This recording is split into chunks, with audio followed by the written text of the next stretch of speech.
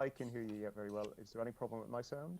No, you go for it. So you got up to 10 minutes, and you're obviously speaking on item 11, so you go for it.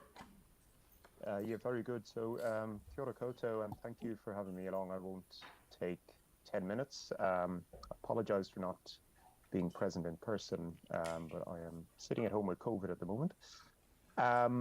So I'm Dermot Coffey. I wear a number of different hats, which all very helpfully align together for what I'm speaking about. I'm a GP. I work in the Student Health Centre at the University of Canterbury. I'm the chair of the local chapter of the College of General Practitioners, and I'm one of the two co-conveners of Orataia, the New Zealand Climate and Health Council. I also have two children in Te Aratai College, with hopefully two more to join them in the coming years. So as mentioned, I just want to speak briefly in relation to agenda item 11. I understand completely the political climate and the withdrawal of funding from central government, which does complicate the funding for these things. I would like to give my strong support for proceeding with the Te Aratai cycle connections as urgently as possible. There's a number of reasons for this. It's not just pure self-interest, but they're two very heavily used cycleways coming from this side of the city, both of which pass close to but not outside the school. The school roll is increasing. It's up to over 1,200 this year. So there's been a nearly a doubling over the last 5 years in the school roll, and it is projected to increase even further. And a number of kids are already cycling to school, particularly along the Puari ki Rapanui, the Linwood cycleway up Linwood Ave. However, the gap between the two cycleways to the Te Aratai College is along Ensors Road and Aldens Road, and they're both extremely hostile roads to cycle, walk, I would argue as well, to even to drive along. And until that gap is closed, particularly people to the south of the Heathcote Expressway, so many people coming from Heathcote, from Waltham, St. Martin's and so on, and Opawa, have to essentially run the gauntlet along Ensors Road and Aldens Road to get to the school. It's an area where there have been crashes already. I've witnessed some at the intersections between Aldens Road and Linwood Ave. I appreciate that the intersection improvements are going to continue. I commend you for that. I think that's also extremely necessary. But the separated cycleways need to proceed really as a matter of urgency. The need is there. It's already, as I mentioned, a lot of kids cycling to school, and the numbers can grow once the cycleways are connected together. So my, looking at the agenda item today, the wording of it is for the Te Aratai cycle connections, the recommendations to you are that they will be assessed for inclusion in a future annual plan. So that resolves that works will stop on the following transport choices projects. I think that is unfortunately the reality of the withdrawal of funding from the government. I appreciate that. I don't agree with it, but I understand the reality. However, the second part of that recommendation, that they will be assessed for inclusion in a future annual plan, is really wishy-washy and needs to be strengthened. I think they should be prioritized for inclusion as early as possible, preferably in year one of the upcoming 10-year plan. That really is all I have to speak on the matter. If there's any questions, obviously I'm happy to take them. Kia ora, thanks, Dermot. It's Councillor Templeton here. So I was wondering, so I guess a follow-up that I would have asked the presenter before you, in that if there are projects in the list that will be reprioritised and brought forward again that are not cycle safety projects, that are potentially just street amenity enhancements, do you think we should be prioritising a safe cycleway over those? Obviously, it depends on the merits of the particular projects that are there, but I think the Te Aratai cycle connections is has been planned for. It's ready to go. Consultation has been done.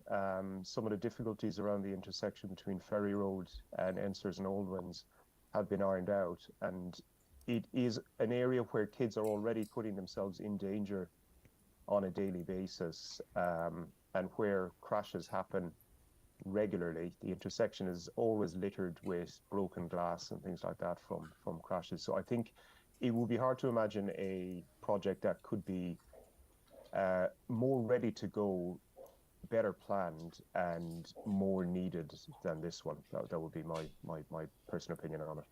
Thank you. Kelly. Yeah, thanks, Dermot.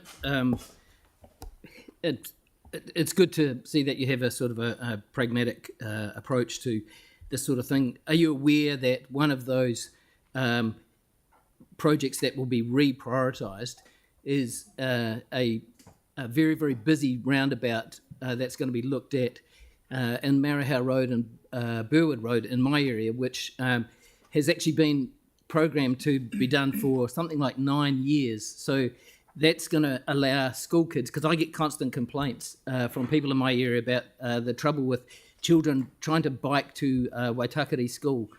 Yeah, so yeah, you know, obviously you'd see that it would be a good idea to, you know, rephase some things to make sure that children are being protected all over the city, not just in Te Aratai when priorities change. Yeah, it's not a question, but it's a really good point, and I think that, you know, there are projects around the city that will have competing claims for completion. I suppose it really comes down to how the council prioritizes the city's citizens, the ratepayers, the people who live here, kids who want independent mobility, who want to get to school safely, and that, I think, is a question for the upcoming 10-year plan as well. From my point of view, the priorities should be relatively simple, that we should build a healthy, a climate resilient and a low carbon city that allows kids independence, and that really we should be prioritizing active transport everywhere in the city above private car transport. Once you look at it through those lenses, I think ultimately the sort of siphoning off of funding and putting boundaries around it just for cycling looks a little kind of retrograde and a little sort of 20th century, and that really cycling should be part of the overall transport planning in a way that it probably isn't now. And by transport planning, of course, I mean funding, which is ultimately the key for it. Great, thank you for that. Yanni. Thank you. Yeah, look, I appreciate your concern, and obviously council yesterday voted on its LTP, and this isn't part of that consultation. But I just wanted to check, because you've got a major cycleway that goes into Charleston that comes from the area that you've been talking about, and one of the projects that we've had, as my colleague said, for 5 years, even longer, people have been wanting a safer crossing across Ferry Road. So that active transport improvement could actually lead to a good link between the college, a crossing across Ferry Road, to the major cycleway that currently exists, with some minor improvements.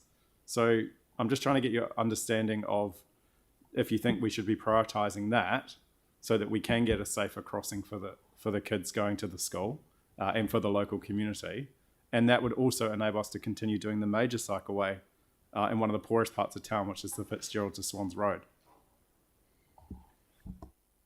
Yeah, it's another good question. I would strongly recommend that when you're looking at the cycleway network as a whole, is that it remains on the major arteries that people want to get from A to B. They don't want back roads into the college, for example, Te Aratai College. The cycleway should go to the door, because if it doesn't, what people will do is they will take chances crossing the road, as they do now, see them every day.